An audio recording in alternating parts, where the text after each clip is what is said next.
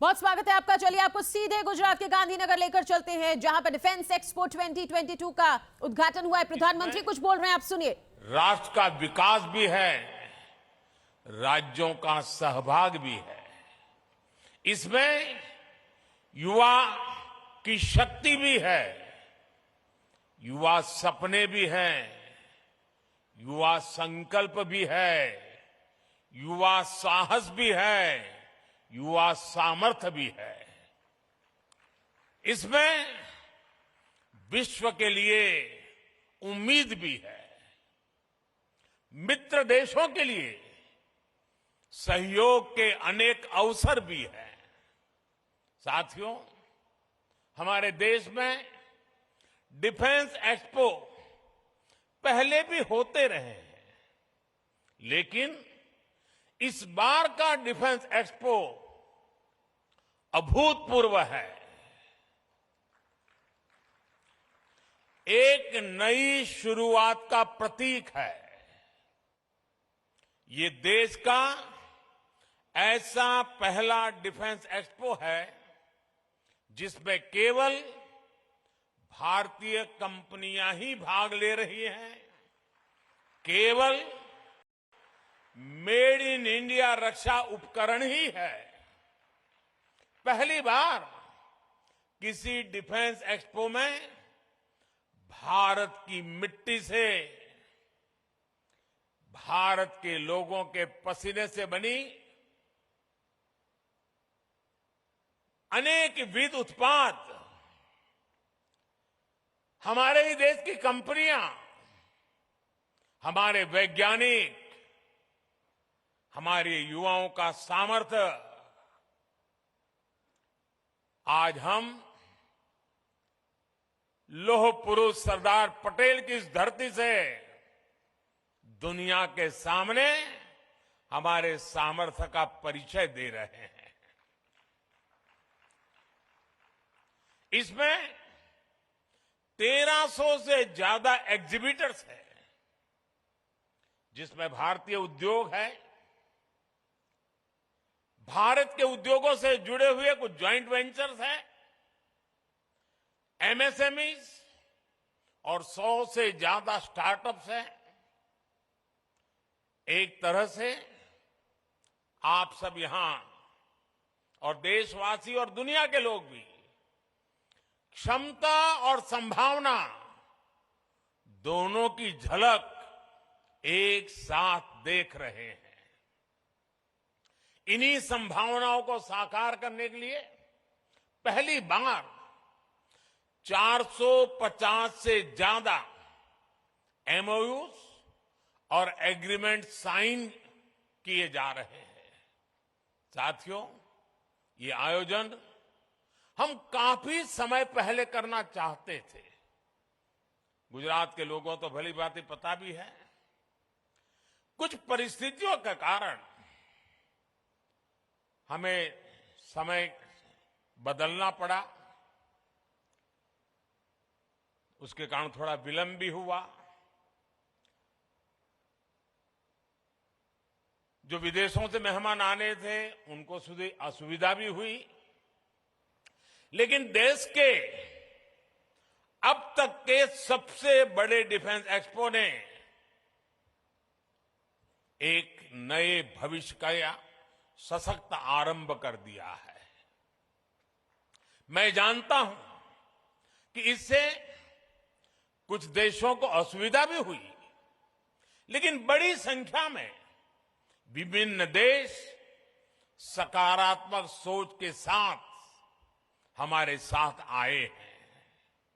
साथियों, मुझे खुशी है कि भारत जब भविष्य के इन अवसरों का आकार दे रहा है, तो भारत के 53 अफ्रीकन मित्र देश कंधे से कंधा मिलाकर हमारे साथ खड़े हैं।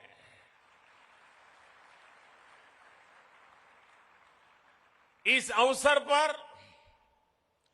दूसरा इंडिया अफ्रीका डिफेंस डायलॉग भी आरंभ होने जा रहा है। भारत और अफ्रीकन देशों के बीच ये मित्रता, ये संबंध उस पुराने विश्वास पर टिके हैं जो समय के साथ और मजबूत हो रहा है, नया आयाम छू रहा है। मैं अफ्रीका से आए अपने साथियों को बताना चाहता हूं कि आज आप गुजरात की जिस धरती पर आए हैं, उसका अफ्रीका के साथ बहुत पुराना और आत्मीय संबंध रहा है।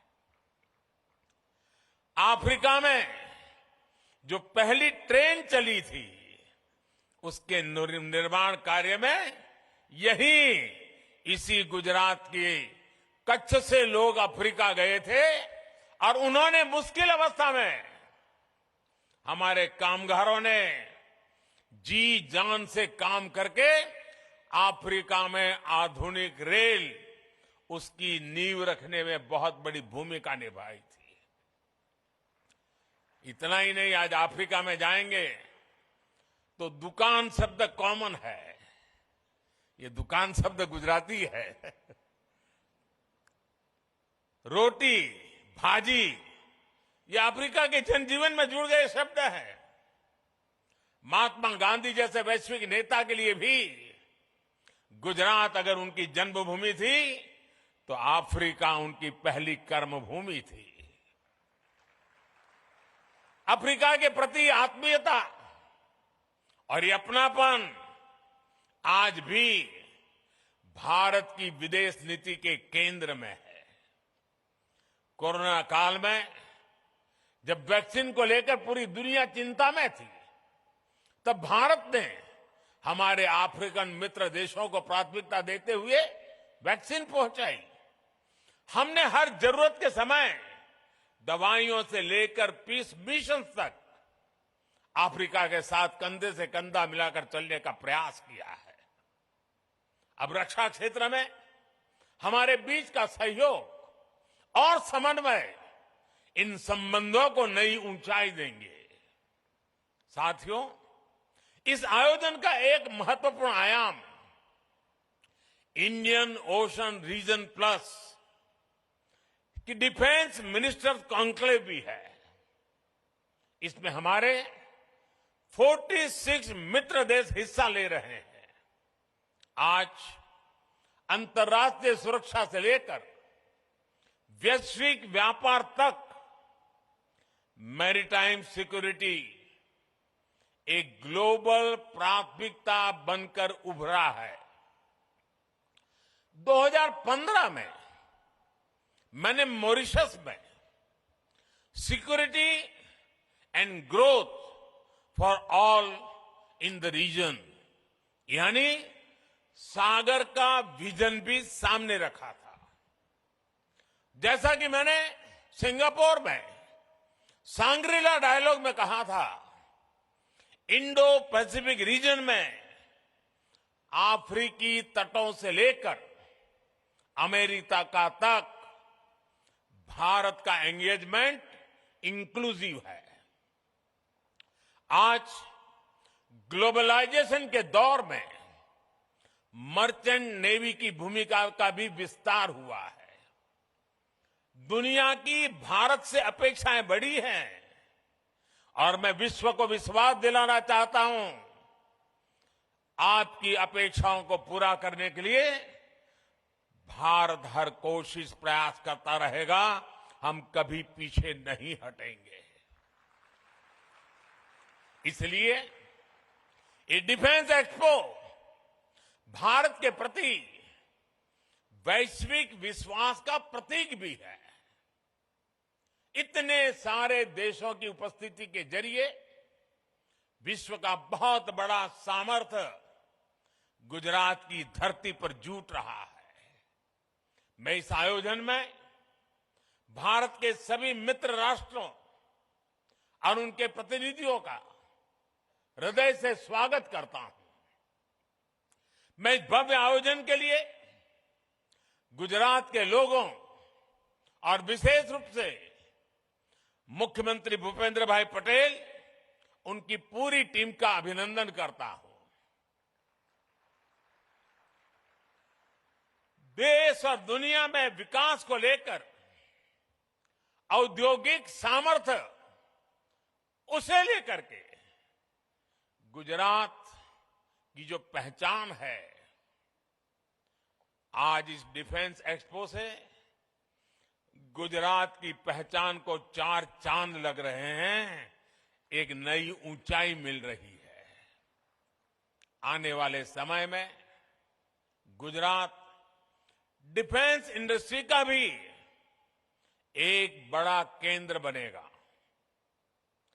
भारत की सुरक्षा और सामरिक सामर्थ्य में गुजरात का भी बहुत बड़ा योगदान देगा, ये मुझे पूरा विश्वास है। साथियों, मैं अभी स्क्रीन पे देख रहा था, डीसा के लोग उत्साह से भरे हुए थे, उमंग और उत्साह नजर आ रहा था। डीसा एयरफील्ड का निर्माण भी देश की सुरक्षा और उस क्षेत्र के विकास के लिए एक महत्वपूर्ण उपलब्धि है। डीसा अंतर्राष्ट्रीय सीमा से केवल 130 किलोमीटर दूर है।